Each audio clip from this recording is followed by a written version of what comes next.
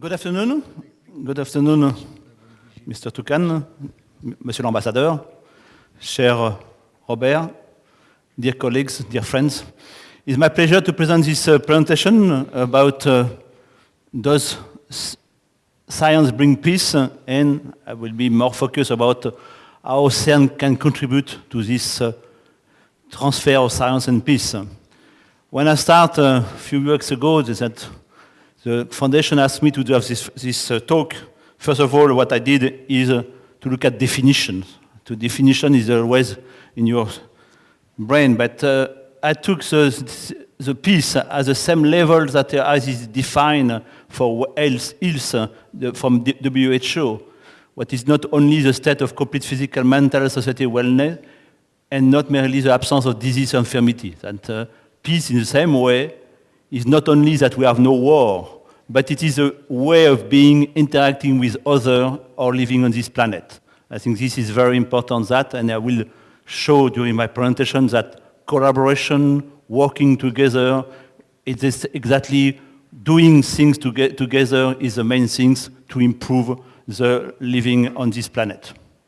And science, exactly on that, and is really the set of knowing that we are doing, fundamental research, but I think mainly is built, organized knowledge and all what it is around working together to try to advance explanation and prediction about the universe. I take that from Encyclopedia Britannica. Okay, then based on that, just to recall the words, what I want to do, and I look at on internet several things, I don't want to do a talk because we have a lot of organization, association. I took some example, some association, Science for Peace, taking care, developing about this concept of science and peace.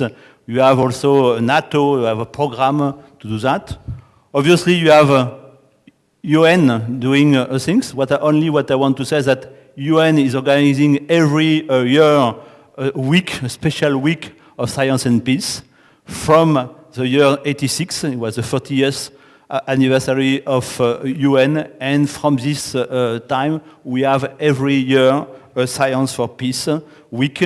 And the next one, normally, is always around the 11th of November, for obvious reason.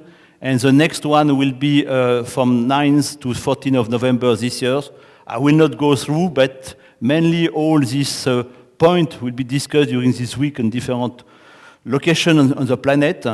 And you can see this is really in the term of increasing the awareness of science and technology role in maintaining the world peace and society development, as well as to endeavor the peaceful environment internationally. I think this is really direct things and what we are trying to do also with research and collaboration at CERN. And, not to finish, we have every year also a World Science Day for Peace and Development. I think just to put the scene. What I want to do now is to look at as fundamental research, and I will come to CERN later, is using large facility as an instrument for peace. I think what is the main thing, it was already said, that law of physics are valid everywhere, then science is not neutral by nature. This is the first basics. Then I think for me, the result achieved only if all participants share the same objective. If you are working together, you can achieve this objective. If suddenly you are not really focused on the objectives in the work. I think the science results are evaluated by international community. We have a scientific method, by peer, based on concrete and reproducible results. This is the importance of science, especially for fundamental research, physics, and mathematics.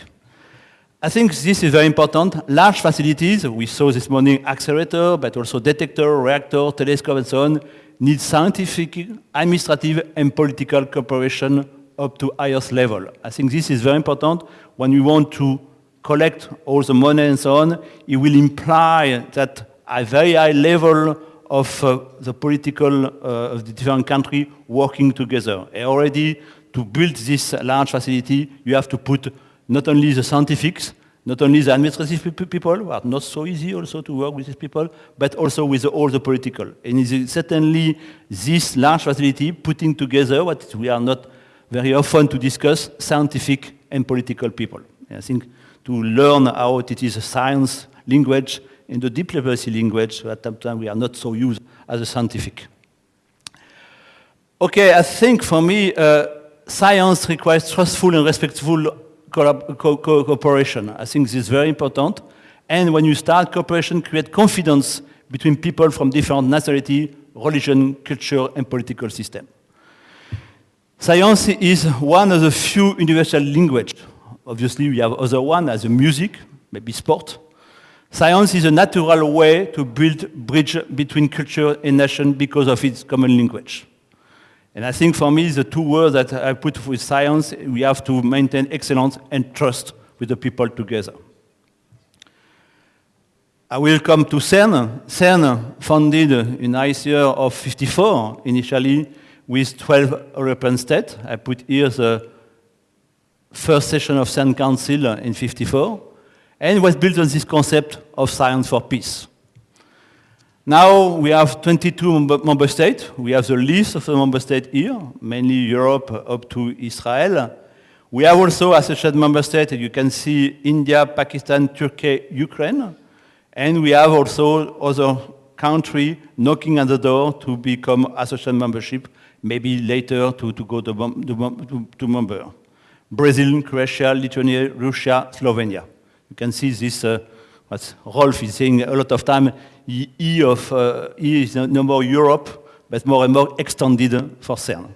I think this is definitely now becoming more than a European country, worldwide organization. Okay, in one word, I think the mission of CERN, I will not go through, but I think this is very important. What we are developing is 4 pillars. And we cannot disentangle these 4 mandates because this is this, what is very well known, is a push back the frontier of knowledge, is how to understand the knowledge, to understand what is deep in the matter, what is the elementary particle, what is the strength between that, to understand the first instant of the universe. But you cannot do that with technologies. Technologies, accelerator, detector, and more in computing. Then you have to develop the things. And you have this virtuous circle between the two, because physicists are pushing us, I would say, us as engineers, to develop new technology, and sometimes, in time to time, when you are discovering new technology, is pushing some theoreticians, some physicists to look at a new domain. What it is also very good, when you are developing this technology, we have some spin-off, and in several domains. You know that the web was born at CERN, in terms of medicines, in terms of diagnostic, therapy, and this is from fundamental science to other society. This you cannot do with people, with persons, and what we have to do is train scientists, engineers, I will say technicians, to do these 2 things and to operate this large facility, and after that also to go back to the institute and to industry. And last but not least, and I think we are looking today, united people from different countries and culture, science for peace. I think this high energy physics is international. I think by nature, from the beginning, science has no national borders. I like this photo, was taken at the Solvay meeting in a Hotel Metropole in Brussels, and with you, all these people very well known. And this is all these physicists from 100 years are completely coming from different borders, meeting all together. But also by necessity. If you want to build new big accelerator, I can see this is a graph giving all the new accelerators. If you want to pull in resources to afford large instruments, we have to have more and more countries together, working together, developing the things. Just to show for you, accelerator at CERN, we have this large complex of accelerator. A lot of people know only the LHC, Large Hadron Collider, 27 kilometers. But we have a lot of other accelerators providing beam to LHC, but also having their own physics. And I will mention 2, I cannot go to all the experiments, but I will mention 2 interesting experiment. One, cloud, it is on this east zone of this PS, the initial accelerator of CERN, put in operation in 59. And looking the effect of cosmic ray on cloud formation. Try to understand if the cosmic ray have an influence of the cloud formation. And the first results are strange. That they, maybe the human influence is not exactly that, and cosmic ray can have an influence. But now also looking if we are putting some aerosol in this big tank, do we have also other effects? And it is a very good experiment for the climate effect. Also, some research about matter-antimatter comparison. We start with a universe with only energy. Where is the antimatter? And what is very, I think, for me, very always amazing, we still don't know if anti-atom is going up or down in the gravity. Then there is some research here in this anti-proton decelerator to look at this influence of antimatter with the gravity. I will come about LHC. This slide, don't worry, I will not go all, but just to give also the time constant of large project now. We have to work together during long time, because this LHC, this 27-kilometer collider, the first idea was 83, 84, 10 years of R&D to put together, 94, 96 approval by the CERN Council. After that, 10 years of production of all the equipment, those big magnets, all the cryogenic system, all the power converter, all the vacuum system. 10 years after that to put in operation in 2009, 2010. Then it's 25 years to prepare and to put together all the people. And now is an operation from 2010 up to 2040. And you can see this is a project in the duration of 50. And I think 50 years, sorry. Then you have to put all the people together and to pass the know-how, and the people have to work together. And also, we have to convince all the political domains that for this long period, because time to time, for politicians, after 4 or 5 years is eternity, is infinity. And I think also it's our duty to convince and to put that. And I want to thank our member states because they have this wisdom to have putting budget for this long period. You can see here this LHC, that it is 27 kilometers, more or less 100 meters below the ground level. This is the accelerator. And we have 4 big experiments. Here you can see Atlas, CMS, here the LHCb and ALICE. I will not describe that, but what I want to say is that these experiments are big collaboration, larger than the CERN, because, for example, CMS and Atlas, more or less, is 40 countries, more than 170 institutes, 3,000 members coming from all around the world. And they work together. For example, Atlas and CMS, they were in competition at the beginning to the X-Hunt. But at given time, they put their data together to look at the things. And what we are calling is competition and collaboration, but what we have this new word is co-petition. I think this is emulation to have a competition between the experiment, but also to have this collaboration. I think this is important.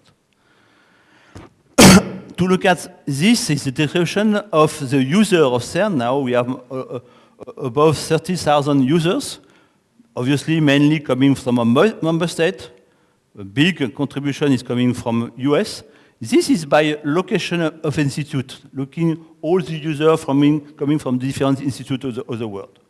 You can see that all the institutions, but also a lot coming from non-member state and not associated member state. You can see this color, except this white in Africa, but coming more or less all around the world. Then this is by institute.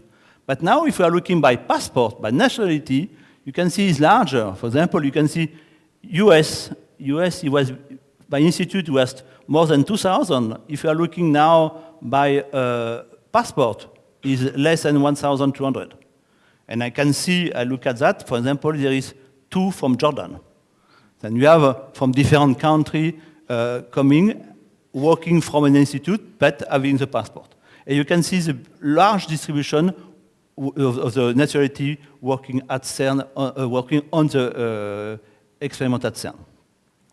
And what is very also putting in the future, if you're looking the age, the medium age of the 13,000 users are 27, 28 years old. Then it's a young population use to work together, collaborate, and I think is a good hope for the future. Obviously, you have some people, still 94 years and so on. You can see that physics is keeping alive. And we have more than 3,000 PhD students in LHE, that's more or less 1,000 per year thesis. This is for the experiment, but also in the accelerator domain, we have around 200 PhD every year to do that. I think I want to say that ideas are individual. I put these two papers from François Englert and Braut, and the paper of Higgs. You have individual ideas. But after that, you need a long-term collective innovation for thousands of people to build big accelerators, to be big detectors, and also to conceive the computing. You need a global approach. And I think this is very important to have that, to have many thousand technicians, engineers, physicists from many different disciplines, from all over the world, from different cultures. You cannot do this complex apparatus, you cannot do if you have not this condition. To develop new technology, developing new engineering concepts, and I think more important, work together over decades, I saw that 50 years, in full wide open with mutual trust and respect. This, I think, is also good from science towards peace. I want to show some photos because it's illustrating this concept. We had in a LHC accelerator 2 years what we call long shutdown in 13 and 14. I call that a Babel tunnel because in the tunnel it was at the given time 1,600 people working together. In the same team we had some personnel coming from Pakistan, from India, other one was from Russia, Polish.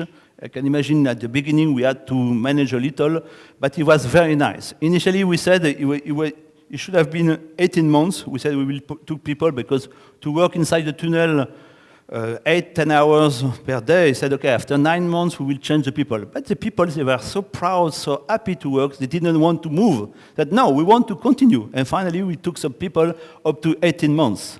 You can see at the end of the work, all the people together of the different nationality, culture, happy to have worked together. I have this photo that I like so much. This during this long shutdown one in 2013, we did a large open days. By the way, in one weekend we got up to 70,000 people visiting. I like this photo. This was 2 welders from the Pakistani team working with other team, explaining their work, how they did the welding on the interconnections of the magnet to Indian visitors. And working and is discussing. This conversation was more than half an hour, 45 minutes. And I think they were so proud to explain to these people. This, I show you this big CMS detectors with a lot of collaboration. I like that to say one part of this detector, don't worry about the name, is the Hadron Calorimeter. And this was because when you have a bit detector, you have a lot of institutes. Each institute said, I will do this piece, this subdetector, and so on. This Hadron Calorimeter was the responsibility of the Russian and the Dubna groups. It's a huge thing, because it's a 17 layers of more or less 300 tons each. And they had to look at how to build that. And suddenly they have to use some brass. And suddenly they were very pure brass. And suddenly somebody said, oh, maybe we have, I remember we have some brass coming from military artillery, and why not to use? And what was done, they recuperate all this basement of the shell of this former weapon and reuse to do this Hadron Calorimeter. I think this is a better use of this technology from war to peace. This also I want to show you for the CMS, still for the CMS detectors. All the big feet, 4 feet, were built in by the Pakistani institute from Pakistani industry. Okay. And just on this foot, we have the Indian group have contributed to Hadron Parallel Outer Calorimeter. Then you can see also they had to work together to be sure we can have the detector together and working as as a unique detectors. For Atlas also, this is a big, you can see this a big detector, empty with only the magnet, the toroid. You can see one people working, another one, you can see the size of human being in these big detectors. And this was this part, this you can see, it was in a hall of CERN about assembly, and assembly was a lot of a team from Pakistan, Israel, Japan, China, Russia, and so on. They worked during months together, and at the end they were so happy to do an event to celebrate the end. It's once again, I want to show this by this photo, people working together. Okay, now I think very important thing also about what we are doing at CERN is education. Education, I think, in sharing knowledge is part of that. And one of the programs is CERN Teacher Schools.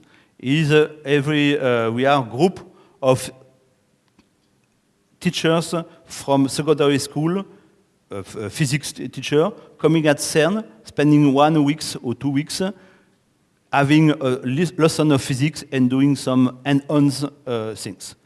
And this we start in 1998. Now is big. In 2016, we have more than 10,000 teachers passing through this course at CERN. Once again, a big majority coming from member states, but a lot also coming from non-member states. Once again, I can see that, for example, 12 Jordan professors pass through this school.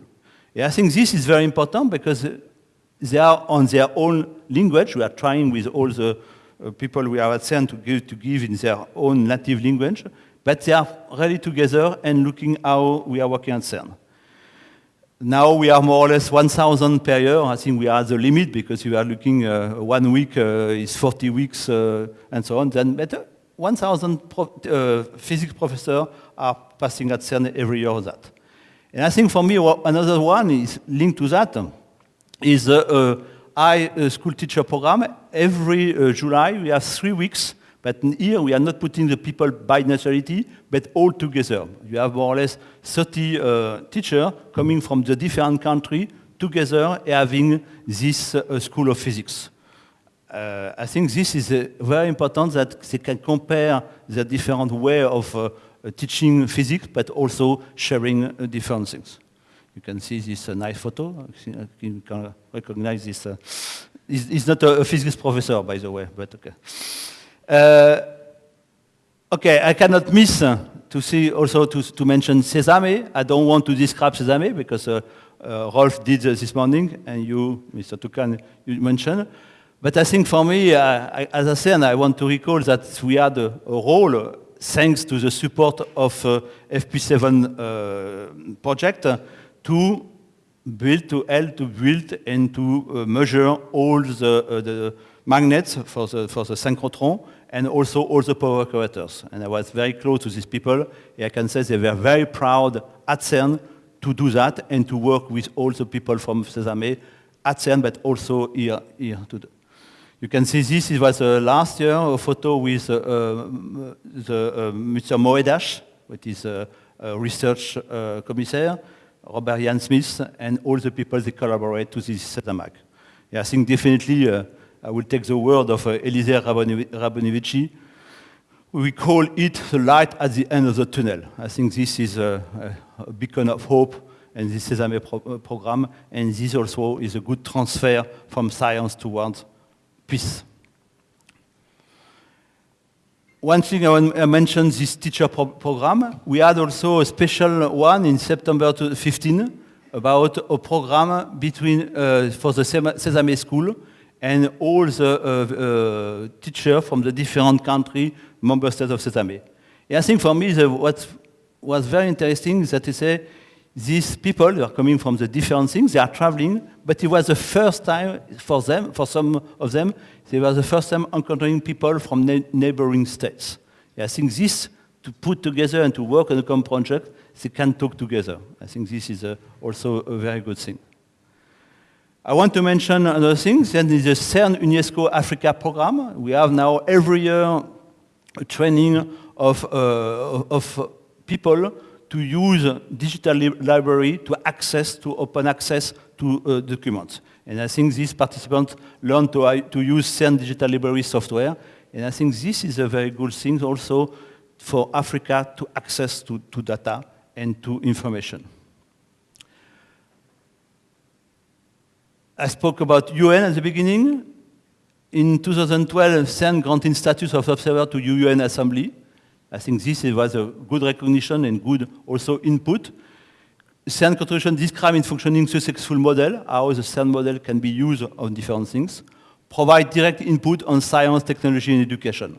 And I think this was from 2012. It was a good thing because CERN could have an input for this Agenda 2030 for sustainable development. And I think one of the things is really to push that the STEM, science, technology, engineering, mathematics, education, is essential for the sustainable development of society. I think this is important. And also that to convince that in this agenda is written that every country, not only rich but less rich country, has to have a part of their budget dedicated to research. Don't want to define the level, but must invest in research and science. We have now the UN Secretary as a 26 member of advisory people, and just want to mention that Fabiola Gianti is, will at the end of our mandate, but was the appointed to be part of these things, and I think also is a good opportunity to distribute the concept of science and CERN model. One thing also, I took this to illustrate, because this is an event it was organized in 2 weeks ago, 4th of May, is a Women in Science. I think also if we want to do that, we have to involve more and more women in science, and also is part of creating a peaceful environment. And I think this is definitely a domain where we want to have more and more young people and young ladies in this science. One thing also, before to conclude, what is doing is UNOSAT, you know, Operation Satellite Application of UNITAR. This is all this for providing some picture of the different parts of the world to try to track all the event and to have a reaction about disaster response, humanitarian operation. I think it's important. It was a photo taken on 9th of May. This is the border between Syria and Jordan. You can see all the shelter of the refugees. And this photo could help to have the best or better reaction to any climate event or some really refugee action. I took this photo, but also, for example, I remember in 2016, this hurricane in Haiti, and it was evolution, to follow all the evolution, and thanks to these photos of the different, taking from satellite, you can adapt your response to these events. And this UNOSAT is powered by CERN, and all this support are at CERN, the people are at CERN, and more now we are looking, and for example, they asked us recently, last month, to have to help them with machine learning, because what I mean, they are looking all these photos, and they're doing by hand from one to the other. And now we are looking all this machine learning how to help to deduce evolution from one photo to the other photo. I have a small video you could look at from Ban Ki-moon thanking CERN about this powering of UNOSAT.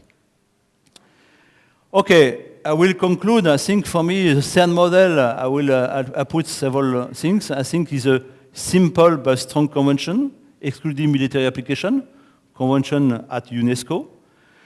Researchers from everywhere, including from non-member states. Then we have 22 member states, but all the experiments are completely open to all the physicists.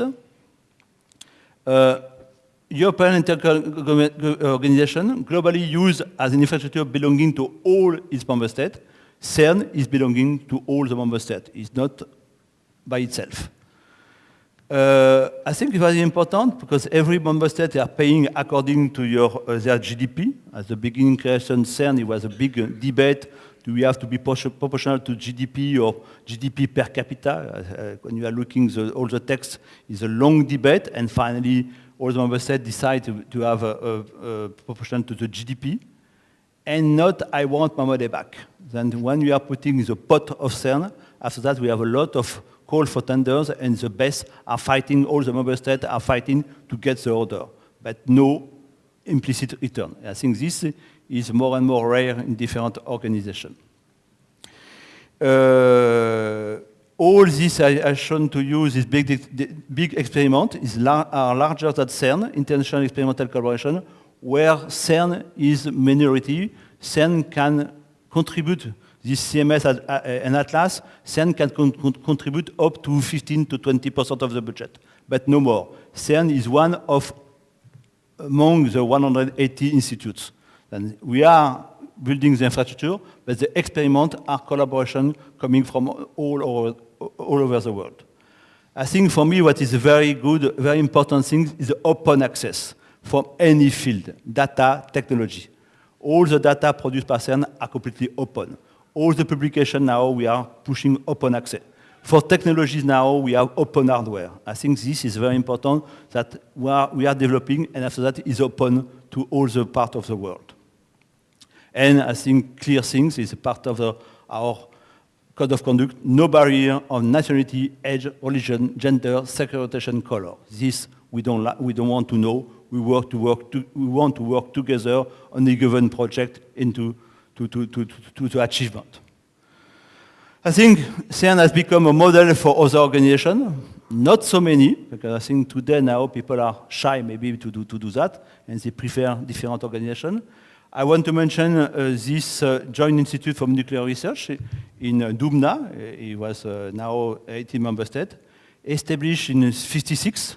It was, I can say, the first organization following CERN model.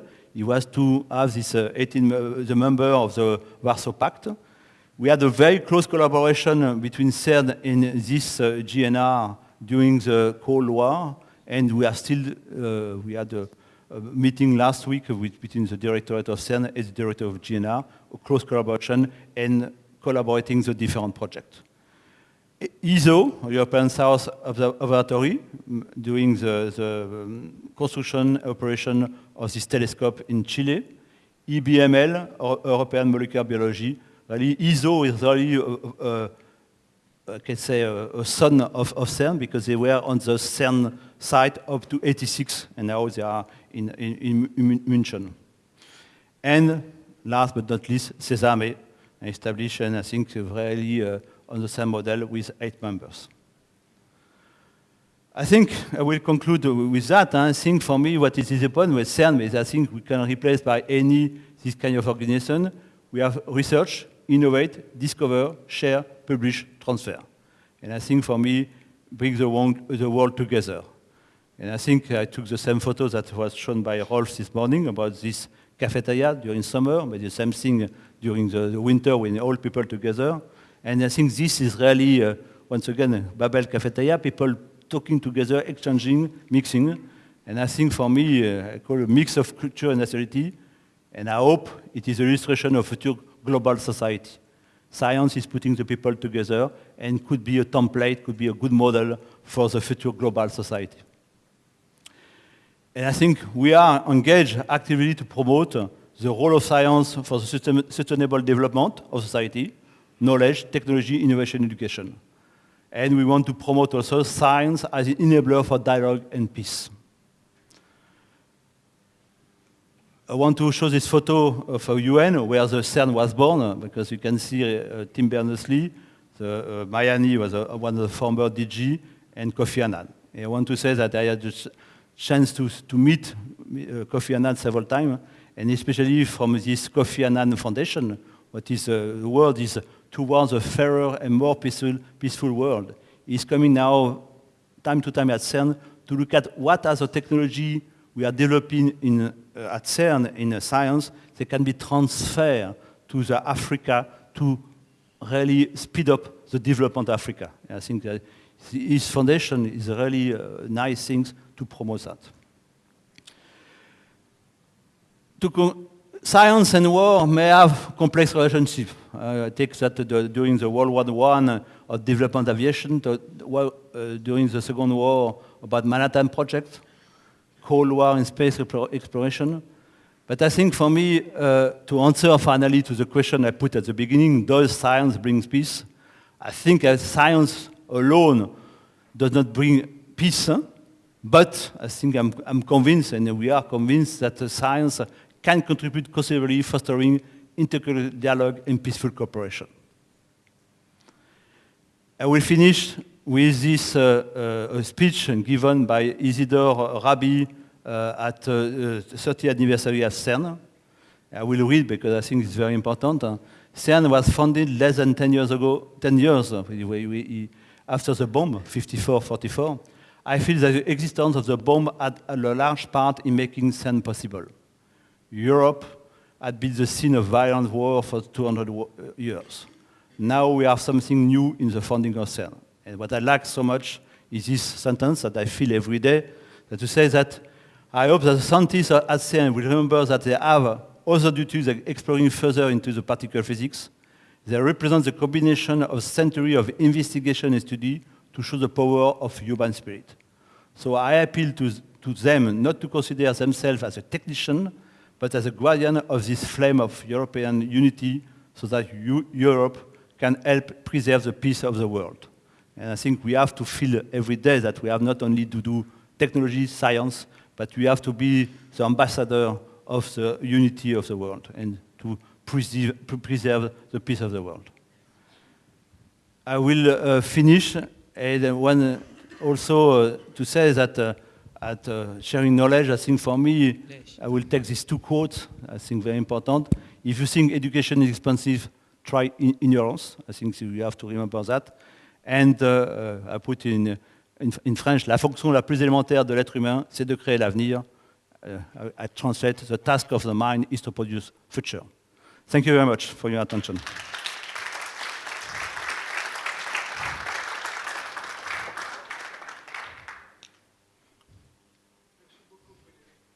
Voilà. Alors, est-ce qu'il y a des choses à ajouter à ce que tu as déjà dit? Voilà.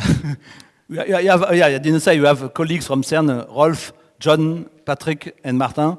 If you want to add something, feel free. Making profit of the presence of Mr. Toukan. I mean, you said the high school teachers, there were 12 from Jordan. This is absolutely true, but this is because we had this special program about Sesame. Now, I mean, people from Jordan universities being active at CERN in high energy physics domain, there are not so many. And we would be more than happy to welcome more people from Jordan. Okay. So are there other questions? Yeah. Okay, I think this last comment is interesting, is that you are doing so much for fundamental science, and it would be nice if there is more, not on Sesame, but also on particle physics.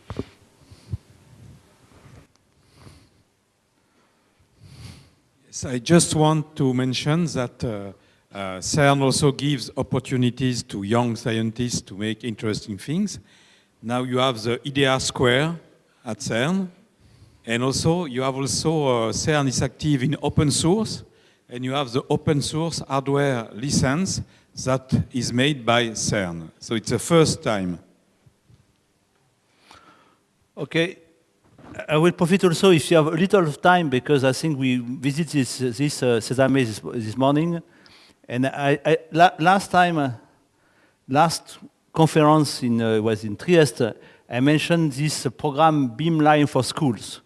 And seeing this morning Sesame is maybe an opportunity to pass a message. It could be also a good thing in the future, because this is the motivation. We have more than 100,000 visitors per year, with a demand 300,000, and we have, I mentioned that. And it was an idea to have a competition, a Beamline for School, to have a competition for team of students with a professor, and to give a full week on beam from proton synchrotron and to do experiments. You have to consecrate and so on. And this, we had that from, from the last 3 years. And you can see we had, for example, all the proposals was from 600, more than, close to 700 teams from 57 countries. And I can see was some proposal, one proposal from Jordan. And I think this is coming all the world, and they have to compete, they have to do a small proposal to explain what they want to do with the beamline, what they want to achieve as a result, and to propose that. And after that, we have, as we are doing at CERN to give beam time to physicists, we are doing an analysis, and we choose 2 per year to do that. And I want to show some photos. I think the students are coming by team and spending, we have to do all the training we have to do, safety training. Then you can see this safety training. They have some discussion with physicists to explain how the beam is working, what to do. And after that, they are doing their small apparatus, and they are doing their experiments. And you can see the people are really working together during 1 week in that. And I think for me, maybe for Sesame, it could be a good thing to have this kind of appeal concours, and to delegate one beamline, 1 week, few days, depending on the time you have, and to attract the population and so on. Maybe not tomorrow, but after tomorrow, Rolf, don't worry.